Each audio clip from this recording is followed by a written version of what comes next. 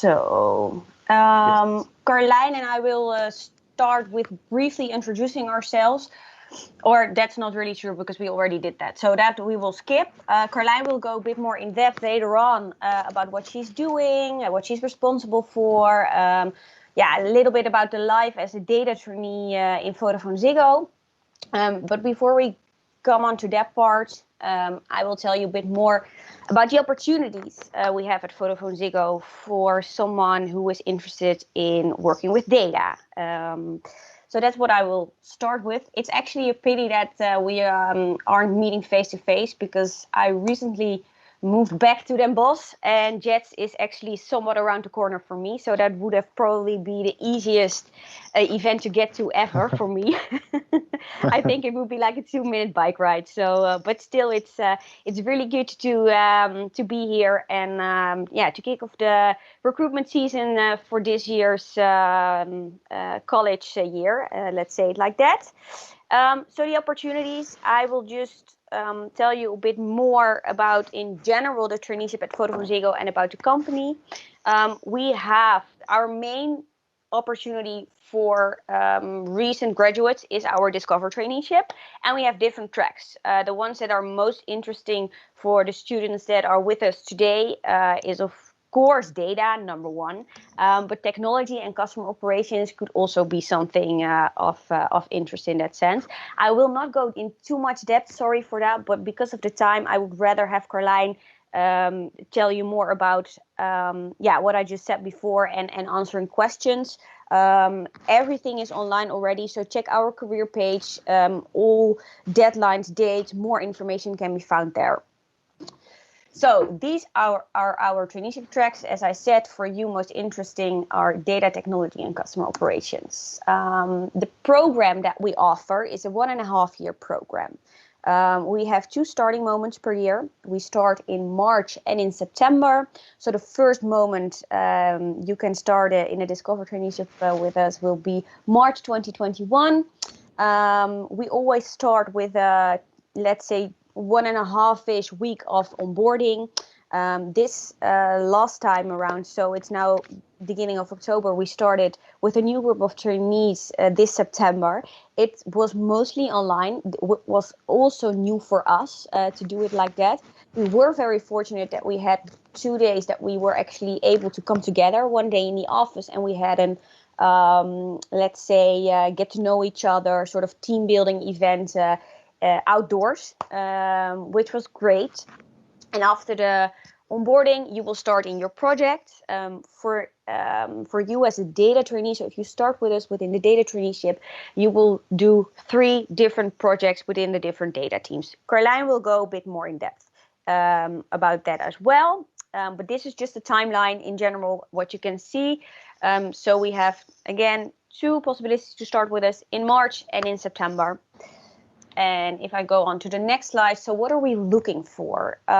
Depending, of course, on the track you are applying for, but in general, in this case, a recent master degree in a relevant field. So, of course, data science, but also think econometrics, which is Carlijn's background, maybe more a technology master or a combination of different things.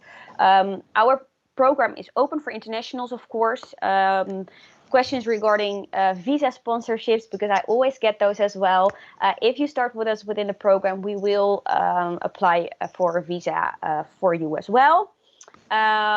What is also important for us, so it's not only about obtaining a master degree.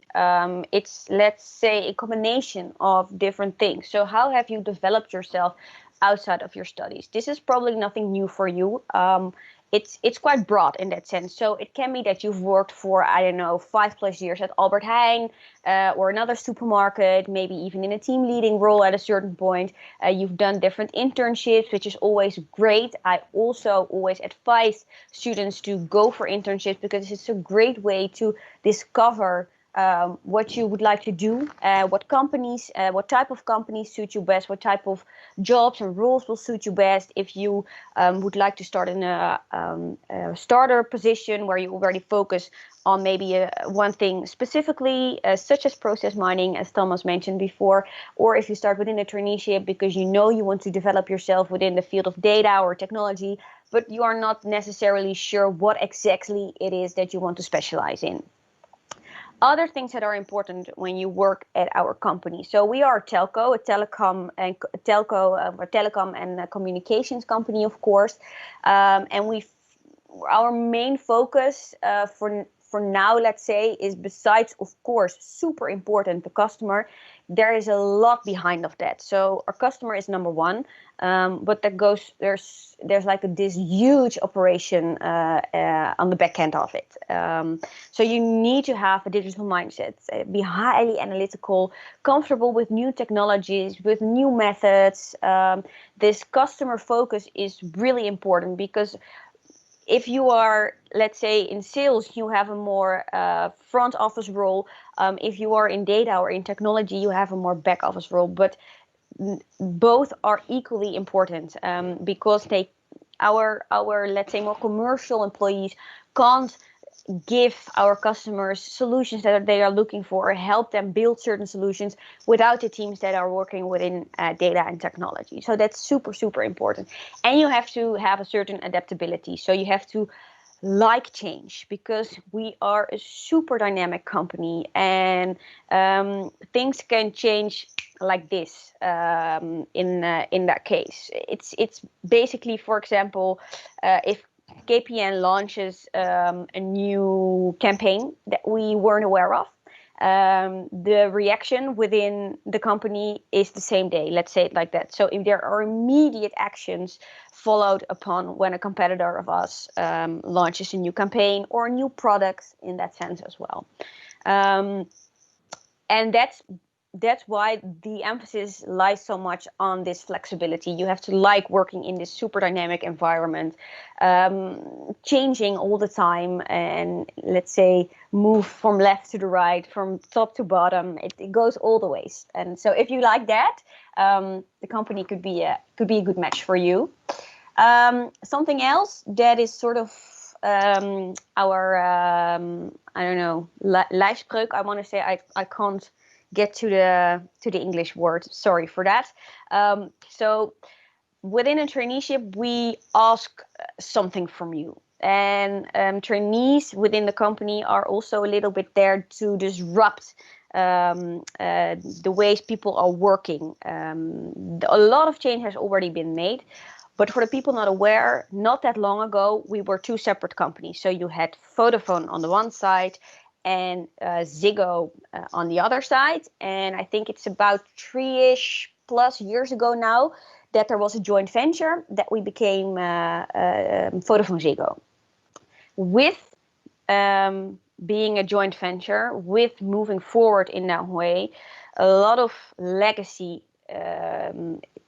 comes as well. So you had culture-wise, for example, you had the Ziggo population and you had the Vodafone population, and these two cultures were different from each other, and there has been a big focus on getting that together, of course, and that isn't done in a month or half a year, and not even in a year.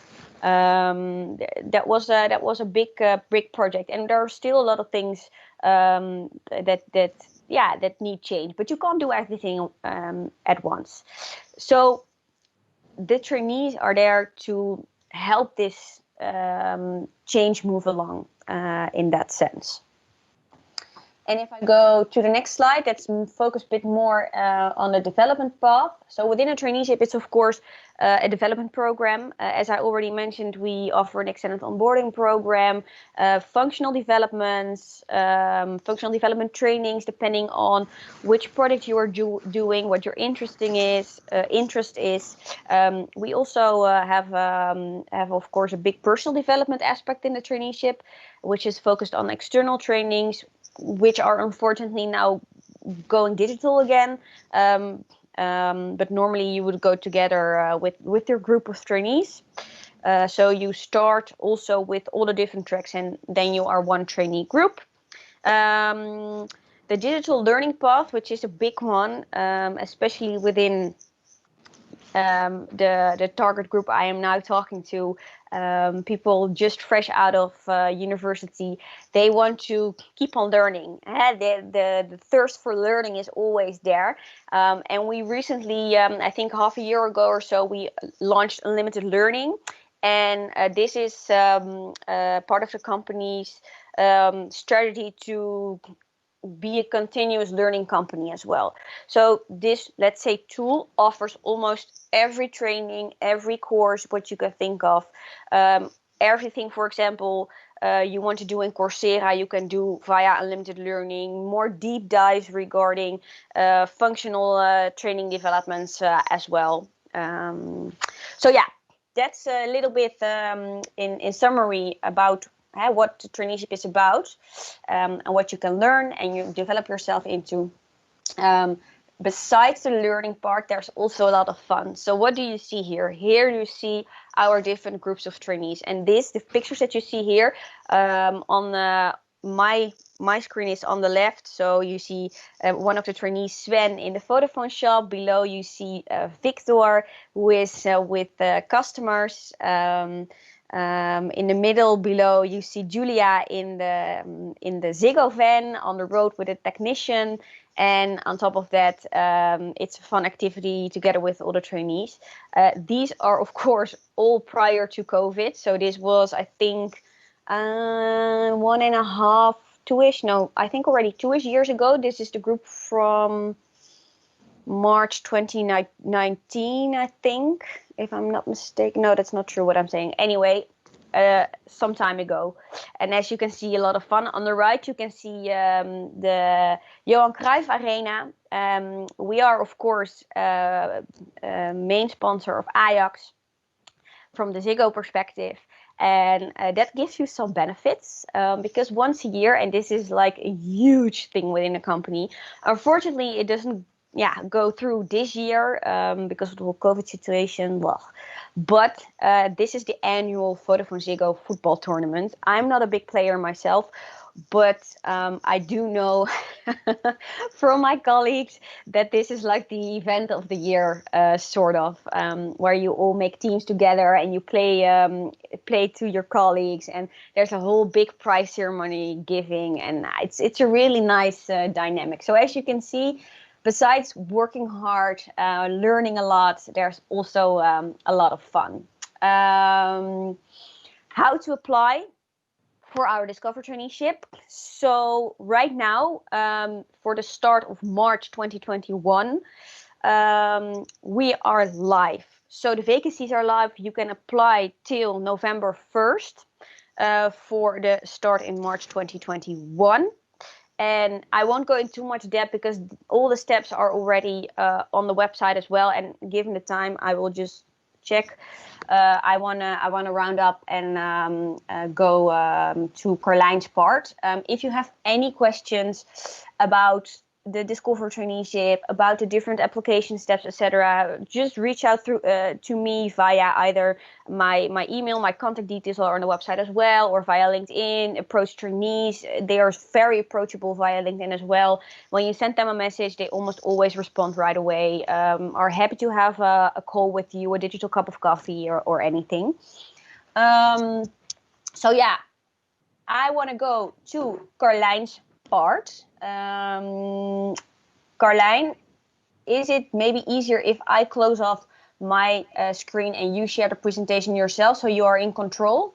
Yeah, I can also request control. Yeah, and that was what my second point was, or you can request control. So I will allow you to. Yeah, a small note on the time. It would be that there's 10 minutes left for your presentation. Carlijn, is that feasible? Yeah, that's fine. Okay, yeah, okay, thank you. Okay, so thanks, Marissa. So, yeah, okay, first I will give a short introduction. So I'm Carlijn. I started 1 year ago with the traineeship, so now I'm in my third project. My background, I studied the Bachelor in Industrial Engineering.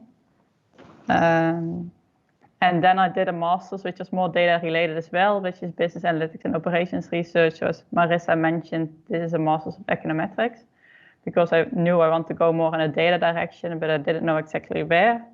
So more personal I was born in Brabant and Budel, and I lived there. And when I went to study, I lived in Eindhoven, and I moved to Den Bosch together with my boyfriend, so also really close to the yachts. My hobbies are hiking, cooking, and playing games with friends. And what you can see on the picture below is the trainee group which I started with. So we had a 2-week onboarding session, and during this onboarding, we also had the Connect Run, which is also a big event in the company.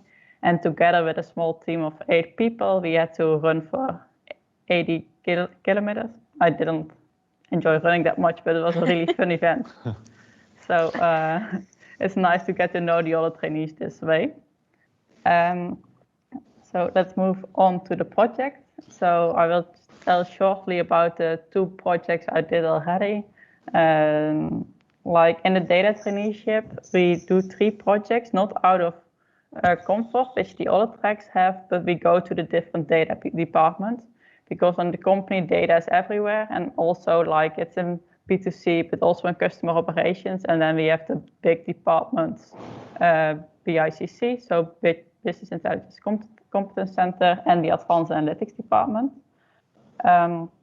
So in my first project, I developed a prospect model. So the goal of this project was to develop a model for prospects. So, and then mainly focus on the Ziggo prospects. So prospects are not our customers, but we want to target them in campaigns, for example, via email or via, how do you say it, direct mail. So just a letter in their, at their house. So what they wanted to do is see how can we better target the prospects that we can increase the conversion, because the conversion is really low now. So we target a lot of customers, but we don't get a lot of new customers. So the question was, how can we better target those prospects to get a higher conversion? So what did I do? I first checked, okay, what data do we need? So we don't have that much information about prospects, but we checked, okay, what can also be interesting to know about them? So it mainly looked also at the surroundings of the prospect. So we looked at the postal code level, and we said, okay, which customers do we have there? Are they satisfied with our product? So do they talk positive to their neighbors, which might also influence when someone wants to become a customer. So when we defined, okay, this data we want to include, I had to collect this data, and therefore I developed the SQL codes. And then we made a machine learning model, which you can see partly on the right. We have quite a lot of different tools in the company, and now I was in a B2C department in the smaller data team, and there they use a tool named NIME, which you can see over there as an example. So what you can do is just you have some building blocks, for example, a random forest, which is a block which is pre-processed for you. So you can adapt some changes, but you don't have to code it all by yourself, which made an easier tool for the B2C data department to develop the models themselves. Otherwise, the advanced analytics team has to do everything because they make the more complex model in Python and PySpark. So now this project was just finished, and we finished with a campaign. And there we could see that with this model, we could get a conversion twice as high as we could normally get. So that was quite a nice result. So if I go to the second project, which was getting insights and channel shifts. This was the customer operations. So we were interested to see like which channels do customers use to get in contact with us. For example, do they use the website, or do they call us? Do they use chat or email? And to see, okay, is their problem fixed right at the beginning, or do they have to contact us more oftenly? And do they use different channels for that? So that means the channel shift. We would do this to see how can we improve our channels. For example, if we say they start on the website, go to some web pages, but don't get the solution, then they will call us. So we can use those insights to improve, for example, the website, or we can improve the calls. If we see, okay, many people call back about a specific subject, we can say, okay, maybe we can include that in the previous call so that they don't have to contact us again. So what we did here is I started also with the data preparation and analysis in Python.